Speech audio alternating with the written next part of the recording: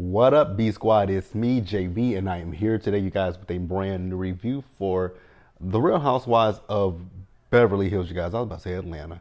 Beverly Hills, season 13, episode 14, and this episode is titled Ashes and Spank. Is that the title of the episode? Ashes and Arches. Arches and Spains. I believe that's how I think that's what the episode was titled. Either way it go, it'll be correct on the screen, right? But before we get into this review, if you guys are watching this video or any other on the channel and you guys aren't subscribed yet, I don't need you guys to do me a solid favor and stop taking me out on this date and having me pay for it at the end of it. You guys know the routine. You can do me that favor by liking the video, subscribing to the channel, and turning on those post notifications, you guys. And with that out of the way, without further ado, let's go ahead and get into this episode of The Real Housewives of Beverly Hills, shall we? So the episode is titled Aches and Spains, you guys. I don't know where I got arches and whatever the hell else I said, but it's aches and spains. Now, before we talk about this episode, you guys remember we've talked about the housewife and the hustler, right? We talked about the one with Jen Shah. We talked about the one with Erica, right? Now, there's another special that'll be coming out this month. So it's going to premiere on Hulu on February the 12th, you guys. I believe that's when it's going to come out. Let's take a look and see what day that is. So it's going to be on Monday. So Beverly Hills is still beyond at that time. So I don't know if I'm going to do a separate video or go live to discuss it, or if we'll talk about it in that episode of Beverly Hills. But either way it go, we'll talk about it, right? Because this one, Erica is meeting Tom's victims. I wonder if Erica's going to have that same energy that she's had these last two, at least since season 11 of Real Housewives of Beverly Hills. I wonder, who cares about the victims? Like, remember her not caring about the victims. I wonder if she's going to have that same energy, right? Also, if you guys did not know, last Friday, they filmed the reunion. Kathy showed up to the reunion. I'm very interested to see why Kathy is at the reunion, because we ain't saw Kathy at all this season. You guys know how I felt about Kathy. You guys know I loved Kathy. Is Kathy problematic? Probably, right? But I enjoyed it. Who's Hunky and Dory? Who's Hunky and Dory? Like, those things were just, I don't think Kathy was trying to be funny, but we found Kathy funny, right? Now, this episode, we opened up where we last left off. You guys remember that Crystal was having a medical emergency, and we saw all the girls surrounding Crystal and just being there for her, right? And she apologized to the girls because she felt like with this, she was ruining the day. And they were like, no, Crystal, we're going to stay here with you until, we know that you're okay. So they took Crystal and they put Crystal back into one of the vans until EMT came. And so they came and they took Crystal. What I will say is it was nice to see, I'll actually call her by her name for this. It was nice. Well, actually, what is her name? Is it Anne-Marie or is it Anna Marie? Whatever her name is, it was nice to see her in this professional mode. Now, let me call her solid 8.5 for just one little second, right? Because solid 8.5 is in her interview, and she was talking about, Crystal basically downing her profession. It's like she didn't downplay your profession. What she was saying was, you told her one thing, but you then said to the group of ladies something different. So she wasn't downplaying your profession. She was just questioning your profession. But hey, it is what it is, right? And then we get to the chapel. I don't understand why Erica felt the need to cuss at that chapel. But it's so funny because I have a cousin that is a pastor, right? When he first became a pastor, I was like, damn, I'm gonna have to stop cussing around you. He was like, no, you don't. I was like, yes, I do. And it used to be all the time. I'm like, fuck, like shit. I would stutter, like it would be like what can I say around? Like, oh, can't say nothing around him. But yeah. So I just didn't understand why Erica was, I don't understand why she was cussing at that chapel. And Erica is still in her feelings about the fact that the ladies didn't jump for joy when she told them about the damn earrings. Erica, girl, just let go of the earrings. Like, that's all I want her to do is just to let go of the earrings. Like I said last week, it's not like it would be an admission of guilt, but it would be just like, damn, what can I do to make this on any level better for these people? Because those people lost loved ones. People lost their lives. Plane crash, burn victims. The guy with the motorcycle, like, you guys, I'm gonna have to by the time we get to that new special, I'm gonna rewatch The Housewife and the Hustler again. But you guys remember how terrible that thing. I mean, God. But hey, Erica is, again, I get why she doesn't. I get everything, right? I get it. That would kind of feel like an admission of guilt, but it's not an admission of guilt. It's just saying you have empathy, you have compassion for these people. Like, that's what that would signal and mean, that you have compassion for these people. And you guys can, again, feel free to jot down in the comment section and tell me how you guys feel about that. We did see not Crystal, but Kyle and Sutton. They were both talking. Sutton was talking about the death of her father, and Kyle was talking about her best friend's passing, right? And they connected on that. Oh my God. Sorry, you guys. I was watching the news, so there was a high-speed chase here, I guess, last night. And in Dallas, we have, like, so on our freeways and stuff, big, huge overpasses, right? And it was a high-speed chase, and they went up the overpass, and the person went off the overpass, and they didn't make it. Yikes. So that's what I was looking at. But yeah. So Crystal and why do I keep want to say Crystal? Kyle and Sutton, they made up with each other. Kyle. Actually, no. Sutton apologized to Kyle, and then Crystal called them. She's feeling better. They gave her some medication for nausea and all that, and so she's just gonna go back to the house and hang out until the girls get back, right? Then solid 8.5 at this point. Girl, you just really make yourself look embarrassing, because you call your husband daddy when the kids are around. I mean, why not call him babe? That man calls you a 8.5. Let's talk about her real quick, you guys. Let's talk about solid 8.5 real quick, because something happened last weekend where there was this Instagram page so I guess this Instagram page draws pictures of the housewives, right? And it over exaggerates the women's features, makes them look a little bit, it kind of distorts it a little bit, right? And Emery felt like, the depiction of her was racist. I'm not going to take away how she felt, right? If she felt like it was racist, that is how she felt, right? Do I think that the artist was being racist? No. The artist, I just feel with the artist, I don't think that they were educated enough in knowing that depiction of a muscular, because she said it looked like a gorilla. Now, I will say, for me personally, I can say for me, I can't speak for her, it didn't look like a gorilla to me, but if it looked like a gorilla to her, then that's what it looked like. Now, I will say it did make her look masculine, very manly. So I got it in that regards. I definitely got how she felt, and I'm not going to negate how the woman felt. I don't think that the person would had any ill intent or any racist intent, because I did see other pictures that the person drew of other housewives.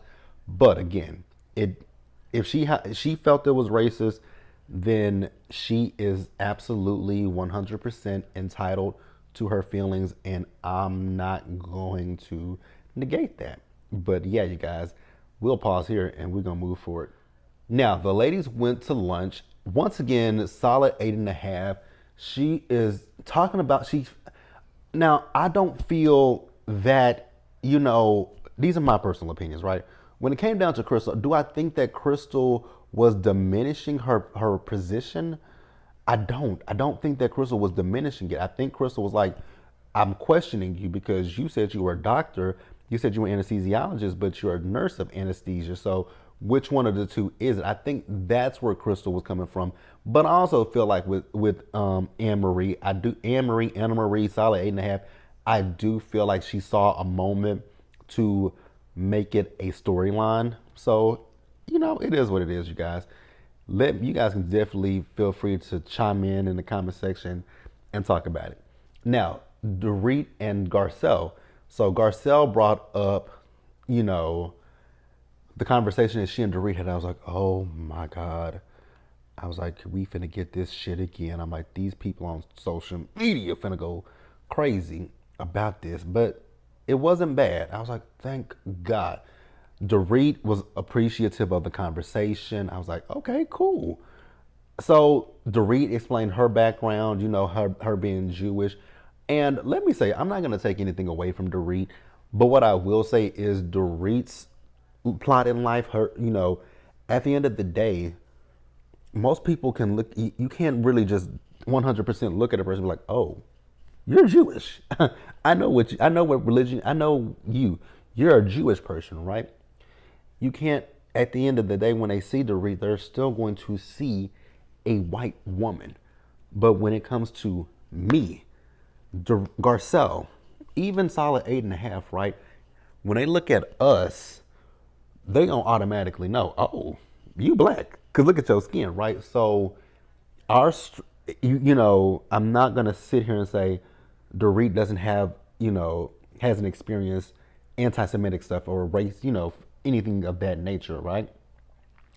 But just like we don't know Dorit's story and how she felt growing up Jewish, you don't know how it feels to be a black person. You don't know how it feels to wake up every day in this black skin and then go out and face the world and face the bigotry and face the bigotry, face the racism that we face, right? You won't understand that. And look at the political climate, right? You have a political candidate who is denouncing racism, saying that this country, the things that Nikki Haley has said about racism, why the Civil War was fought, it was fought because of racism, but she couldn't fix herself to say it. But then in another interview, she says she's experienced racism, right? So, that's my thing. That's my thing. Yes, you are a Jewish woman, and yes, you deal with that all the time, right? You deal with the anti-Semitic stuff, but at the end of the day, your skin is white. My skin is brown, black, and I can't change anything. I can't assimilate. I can't do anything. I can't change my hair color. I can't do anything to I can't do anything to my face, because at the end of the day, it's still brown, black, all of that, So I'm not gonna sit here and take away from how Dorit feels, but and like I said, her story is not the same as Garcelle's and as Anne Marie's. But hey, Dorit, said she appreciated it. She told Garcelle if she ever feels triggered, just to please tell her. And, Garcelle said, I will. And, Garcelle said, and I appreciate you telling me your story as well. And that's really all we got, you guys. Now, after we left the lunch table, Sutton told the girls that her friends are going to be coming over for dinner. And I was kind of confused why Sutton wouldn't let the ladies go shopping. Now, Kyle, I want to ask Kyle this one question. Why would you... This is when you just rich and just got money to blow, because Kyle bought a fucking ring that she couldn't fit. I was like, are you serious? You bought a ring that you can't fit, that's too small for your finger? Where are you going to put it at? On the chain? Like, my God, to have money just like that. Oh, my God. We'll pause here and we're going to wrap up the episode, you guys, because the end of the episode was hilarious to me. All right, you guys. So remember, I told you guys that Sutton was introducing, she had some friends come over. These are some friends she's known for years. One of them is somebody she met when she danced with Merce, right? And it was Erica. In this moment, when Erica was getting her makeup done, I was like, oh, Erica was drunk as fuck, right? This is the Little Miss Motherfucking Small Town. This I'm lit. Y'all remember what's was that season? This is season 13, so that had to be season 11. Y'all remember when they went to Lake Tahoe and she mixed the pills and the alcohol together, and she was laid out on that couch, and her spray tan was all over that couch. This is that Erica. I was like, oh, we in for a show. We are in for a show. My God, today, right? So we see all the ladies as they're getting ready, and it's very. I don't know if the connection really was bad, but Kyle called Mauricio. She said that the FaceTime connection was bad. I was like, is the FaceTime connection really bad, Kyle, or is it something with you two? Um, we'll see. We gonna see. I wonder what she's gonna say at the reunion, because you guys know that when the season started, you guys remember, so Dancing with the Stars was still airing when the season first aired, and his dancing partner and him, they were linked. They were being linked together as a couple. So I wonder. She addressed it on Watch What Happens Live because she was the first guest on Watch What Happens Live. I don't remember what Kyle said, but I'm very curious to see what Kyle will have to say at the reunion. Very interested to see what she has to say, right? So, Garcelle, ma'am, are you just, a little Horny? Because, ma'am, first you wanted Storm or Storm Me, whichever. I think his name is Storm, right? Then you see his daddy, you're like, oh, I want him and his daddy. Now, y'all tell me out there, did y'all find them attractive? I'm just asking the question. Did y'all find Storm and his dad attractive? Maybe Garcelle just. I mean, we know she got a. Well, does she have a type? Because I don't know if Oliver's daddy is of Caucasian descent, but I know them twins' daddy is of Caucasian descent, right? Now, Crystal and Garcelle, they were talking, and Garcelle let Crystal know that at the lunch table, that she brought up the conversation that she and Dorit has, and so Crystal now wants to move forward with Anne Marie after the date they had. And like I said earlier, when I called her by her name, whichever name it is, I did like the fact that she was there for Crystal. And, Crystal, I think, was just faced with her own mortality. And it's interesting watching that episode because Crystal was talking about how, she has high blood pressure and hypertension runs in her family. And the crazy thing was that I went to the dentist yesterday, right? And my dentist office, they always check my blood pressure every time I go. And this is the second time that I've been there where they told me your blood pressure is a little elevated. And I had to come to I thought about it. I was like, why is my blood pressure elevated? And I realized what it was. It's work. Like with work, I'm not stressed about work. What I am is upset and I'm frustrated about some things that have been happening at work, right? But that's neither here nor there. When Erica met Sutton's friend, you could really tell that she was drunk. She was paying Sutton compliments. I was like, "Ooh, Erica, girl, you are drunk as a skunk." They sat down. So they started talking about Merce. They started talking about Merce. She's like, she was like, Merce is in a Ziploc bag. Then they talked about the fact that Sutton lived in Brooklyn. What a dump. I was like, oh my God. Girl, the people in Brooklyn are going to have your ass. I hope you don't try to go on no tours anytime soon. And anywhere I hope Brooklyn ain't never somewhere that you got to go. Bitch, y'all go to New York on the regular for Watch What Happens Live. I hope you never set foot in Brooklyn because them people gonna eat you up, right? Then she talked about the fact that Merce is in a purse. She also talked about the fact that actually no, they talked about the fact when she brought up that Merce was in a Ziploc bag. Sutton was like, and Kyle's mom was in her bathroom. I'm with my family. We just bury our people, right? So they in the ground, but they did cremate my uncle's life partner. Cause they never got married, but they were together since they were together for oh my God, They were together from the time I was a little bitty boy. Like, I actually they were together my whole entire life until my uncle passed away, and even when my uncle passed away, because her family, they I don't know if they I don't know I won't say that they disowned her, but her family had nothing to do with her. So when she was out here with my uncle, she even had a daughter that didn't even talk to her, which was terrible. And by the way, she was not. I just had to put that out there, right? But yeah, they cremated her, and I didn't realize it until I went out there. Mom was like, I was like, so where's her ashes at? They were like, my aunt was like, your Uncle Carl sprinkled her ashes on your uncle's grave. I was like, that's what that stuff was, because I saw it. I saw it. I didn't know what it was. I had no idea what that was, but it was her ashes. I was like, oh, that makes sense.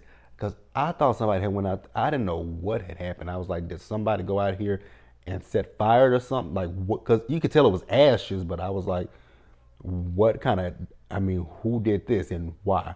But when my aunt said your Uncle Carl sprinkled her, poured her ashes on the grave, I was like, oh, okay, makes sense, right? Makes sense. But I was like, why?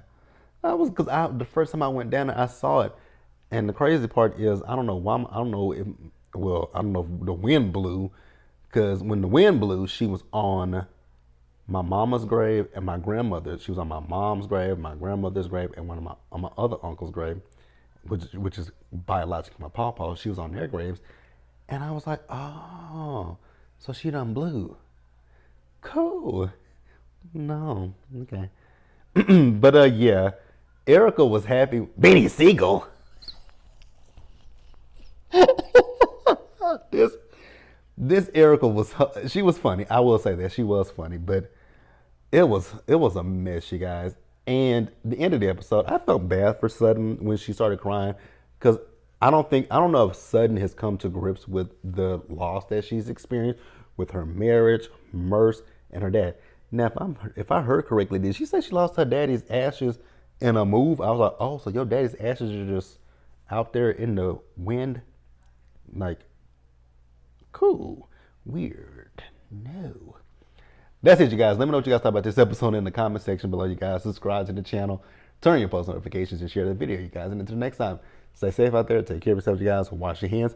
Be blessed, and I'll see you guys later. So, Real Housewives of Miami. I have not watched that episode yet. I will watch it later tonight. That'll be up tomorrow with Hot Topics.